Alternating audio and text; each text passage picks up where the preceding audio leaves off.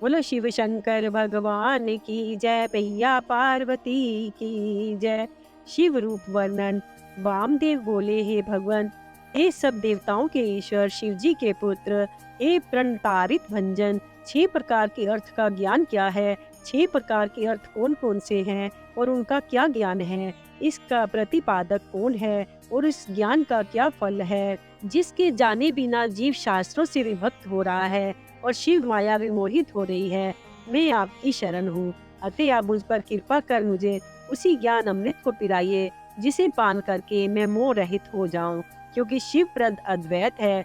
मुनियों के इन वचनों को सुनकर शक्तिधारी प्रभु शास्त्र विरोधकों के लिए ये महात्रासजनक वचन कहने लगे कि हे मुनि, जो कुछ आपने मुझसे पूछा है वह समस्त प्रणवार्थ परिज्ञान रूप से मैं तुमसे सादर से कहता हूँ, जो समिष्ट व्यष्ट के भाव से सर्वथा ही महेश्वर का है। हे सुव्रत, अब मैं उन 6 प्रकार के अर्थों को कहता हूँ, जिससे कि एक ही का परिज्ञान होता है। पहला मंत्र रूप, दूसरा मंत्र भाव, तीसरा देवार्थ, चौथा ब्रह्मचार्थ, पांचवा गुरु रूप का दिखाया हुआ अर्थ और छठवां शिष्य के आत्म अनुरूप कार्य है। यही 6 प्रकार के अर्थ पहले कहे हैं। पहले उस मंत्र के रूप स्वरूप का वर्णन सुनिए, जिससे कि विज्ञान मात्र से पुरुष ज्ञानी हो जाता है। उसका पहला स्वर आकार है, उसके बाद पांचवा ओंकार पड़ता है और उसी प्रकार परवम का अंत मकार, यही बुद्धि और बिंदु और नारद है। इन्हीं पांचों को वेद में ओंकार कहा गया है। ये सदा बिंदु की आदि में है और यही व्यष्टि रूप से सिद्ध होकर ओंकार शिव जी का वाचक है। इन्हीं पांचों वर्णों की समष्ट और बिंदु आदि 4 का समष्ट कला प्रणव शिव का वाचक है और शिव जी के उपदेश मार्ग से जो उसका विचार है वही मंत्र रूप है। इसी को प्रणवराज कहते हैं और यही शिव का रूप है। शिव जी बोले, अब मैं आपको सृष्टि की पद्धति के विषय में बतलाता हूँ। ये महेश आदि चतुष्टय और सदाशिव कहलाती है। वही समिष्ट प्रभु आकाश के अधिपति हैं और उन्हीं का महेश आदि 4 रूप इसी की व्यष्टि है। जिन सदाशिव के सहस्त्रांश से महेश्वर की उत्पत्ति होती है, जो पुरुष अनंत रूप होने से ही वायु के अधिपति हैं, जिसके नाम में माया शक्ति है, जो क्रियाओं के अधिपति हैं और जिनकी ईश्वर आदि चतुष्टय व्यष्टि रूप है। ये तीनों भाव भी 2 तरह का होता है, एक रुद्र आदि गोचर तथा दूसरा जीव समूह का शरीर रूप।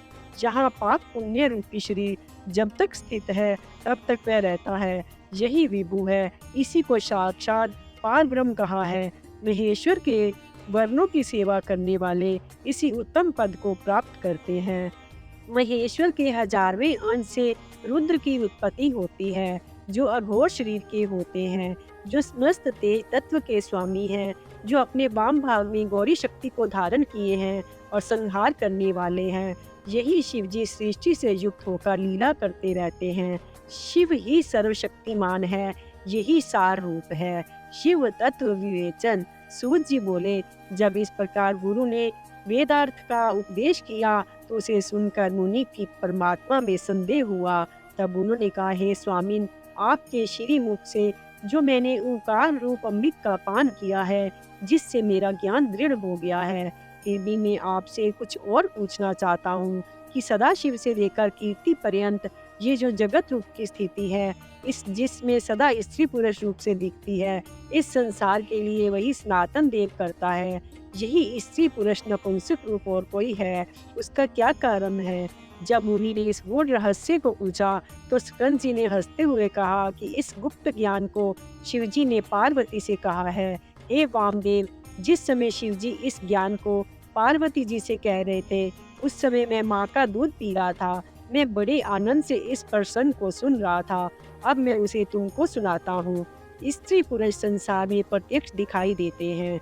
सच्चिदानंद ब्रह्म इन रूपों में सत्य है और वही प्रपंच की निवृत्ति करने वाला है।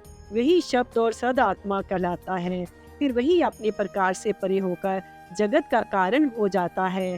परंतु वह एक शिव ही शक्ति आपको प्राप्त हुई है, जिस शिव शक्ति के संयोग से ही आनंद की प्राप्ति होती है। सृष्टि क्रम वर्णन। वामदेव जी बोले, हे नाथ, मेरा संशय दूर कीजिए। तब स्कंद जी ने कहा, हे मुने, अद्वैत शैवनाद में किसी तरह भी द्वैत का समावेश नहीं है। ये नश्वर तथा अविनाशी है।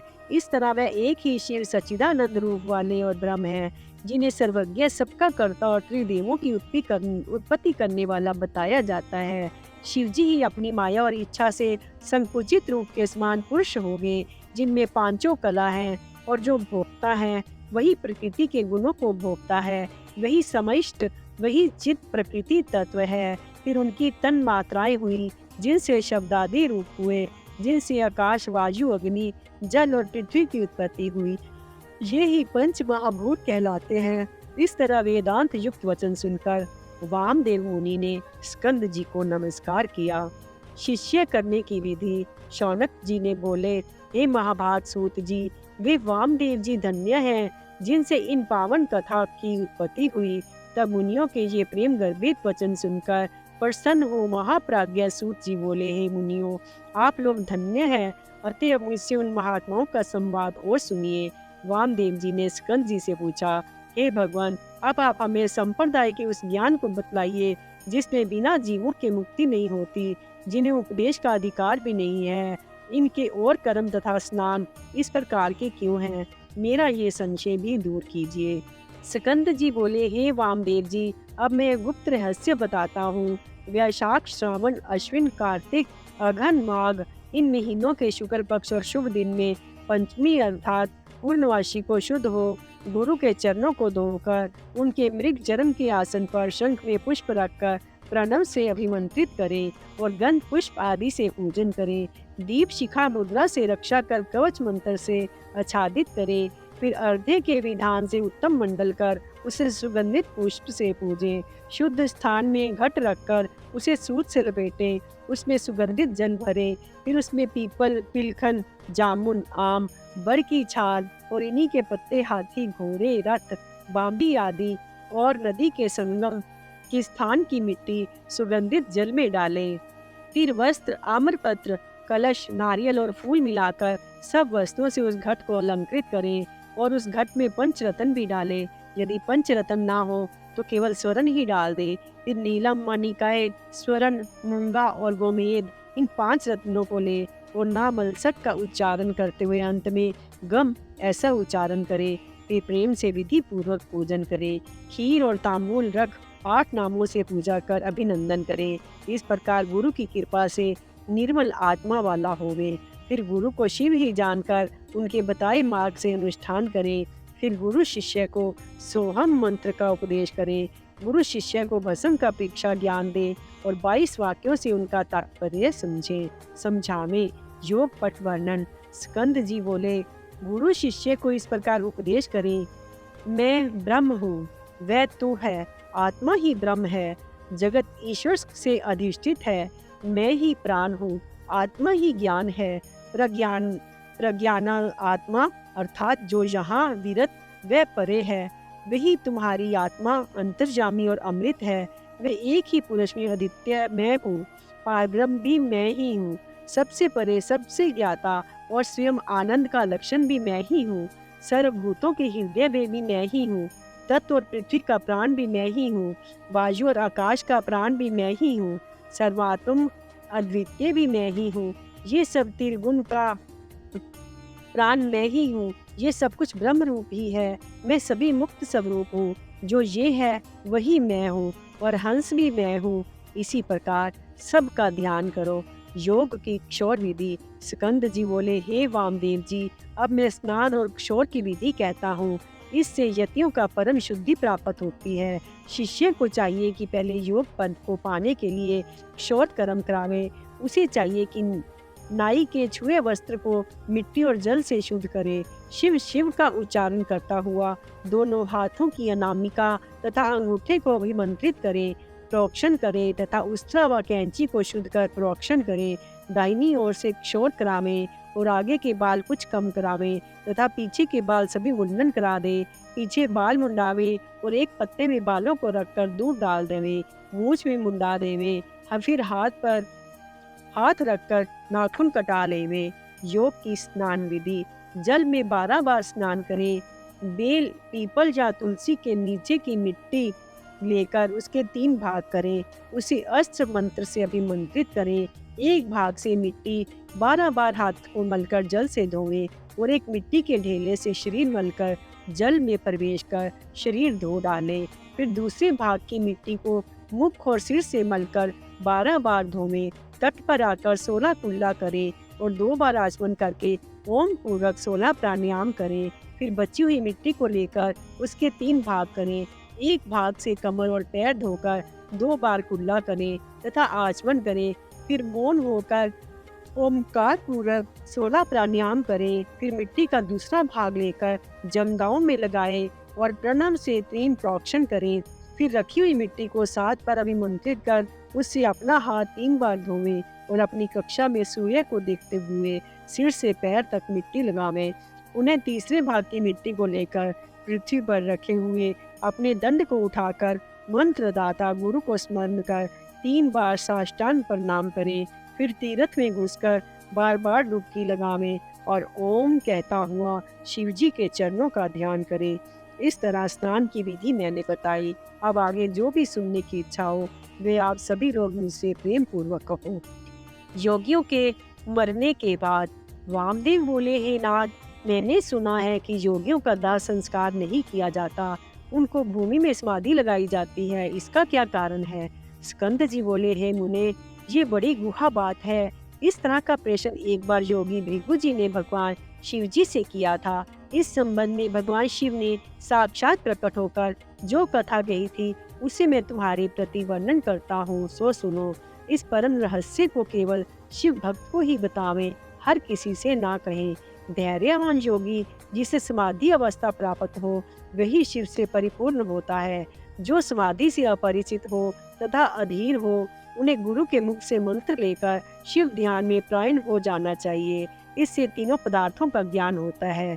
नित्य प्रणव में मन लगावे। शरीर के शिथिल पड़ने पर केवल शिव जी का ही ध्यान करना चाहिए। इससे वह शिव कृपा द्वारा पुण्य आत्माओं के लोक में जाता है। एकादशी पद्धति। स्कंद जी बोले, अब मैं 11वें दिन की जो विधि कही गई है उसे सस में आपको कहता हूँ। एक वेदी को शुद्ध लीप कर पूर्व तथा पश्चिम में 5 मंडप बनावें। उसमें पूर्व कहे अनुसार 5 देवों की पूजा करें। इसका विस्तृत विधान है। उनके दिव्य रूप का ध्यान करें। शिव कृपा से क्या सिद्ध नहीं हो सकता। शिव जी ने अपने पास सब कार्य करने वाली, नित्य अनुग्रह करने वाली 5 मूर्तियां स्वीकार कर ली हैं। उनका ध्यान करके शंख के जल से उन्हें अर्घ्य देवे। ओम भूर्भुवः स्वाहा इस मंत्र से प्रोक्षण आदि करें और धूप दीप देकर परिक्रमा करें। नमस्कार कर सिर पर अंजलि बांधकर प्रार्थना करें, हे माताओं, तुम प्रसन्न होकर इस यति को शिव चरणों में रक्षित करो। फिर विसर्जन करके उस प्रसाद को कन्याओं को बांट दें अथवा गौओं को खिला दें या जल में डाल दें, अन्यत्र कहीं भी न डालें। इस तरह उनका श्राद्ध करें। यदि एकोदिष्ट श्राद्ध नहीं होता तो इसमें 4 ब्राह्मणों की पूजा कर शिव समीप में भोजन कराने की विधि अलग है। शिव वर्ग वर्णन। स्कंद जी बोले, 12वें दिन सुबह उठकर स्नान तथा आत्मिक कर्म करके शिव भक्त यति 6 ब्राह्मणों को आमंत्रित करके उनके मध्याह्न पे स्वादिष्ट भोजन करावें। फिर उन्हें परमेश्वर के निकट बैठाकर पंचोक पूजन कर मौन नमस्कार करें। उसी स्थान में गुरु पूजन का संकल्प करें और कुशा का स्पर्श करें। उनके चरण धोवें और परमेश्वरी रूप गुरु तथा उनके भी गुरु का ध्यान करें। आसन दे, धूप दीप नैवेद्य आदि सारी पूजन सामग्री से विधि को संपन्न करें। नमस्ते कहते हुए नमस्कार करें और देवी आदि मंत्रों से अक्षत छोड़े। नमस्कार सर्वना अमृत सुर ऐसा कहे। ब्राह्मण को भोजन कराकर स्वयं हाथ में जल लेकर उनके हाथ धुलावें। फिर आसन पर बैठाकर तांबूल दक्षिणा छत्री पादुका आसन पंखा चौकी वेणु दंड आदि देवें। परिक्रमा तथा नमस्कार कर उन्हें द्वार तक पहुँचाकर आवें। उनके द्वारा लौटने पर लौटे। ब्राह्मण अतिथियों दीनों अनाथों को भोजन कराकर स्वयं भोजन करे। इस तरह हम गुरु की आराधना कर बड़े बड़े भोगों को भोगता है। स्कंद जी वामदेव जी को इस तरह उपदेश देकर माता पिता के चरणों में नमस्कार कर कैलाश के शिखर पर चले गए। तब वामदेव जी ने स्कंद स्वामी का ही अनुसरण किया और शिव पार्वती जी को शीश नवाकर भक्ति से पूर्ण हो गए। पृथ्वी पर गिरकर अनेक सत्रोतों से उनकी स्तुति की, तब उनकी कृपा पाकर वहीं रहने लगे। सूत जी बोले, हे मुनियों, आप लोग भी ओमकार महेश्वर को शिव जानकर यही विश्वेश्वर का ध्यान करते हुए सुख पूर्वक निवास करो। ऐसा कहकर वे बद्रिका आश्रम को चले गए। बोलो शिव शंकर भगवान की जय, मैया पार्वती की जय।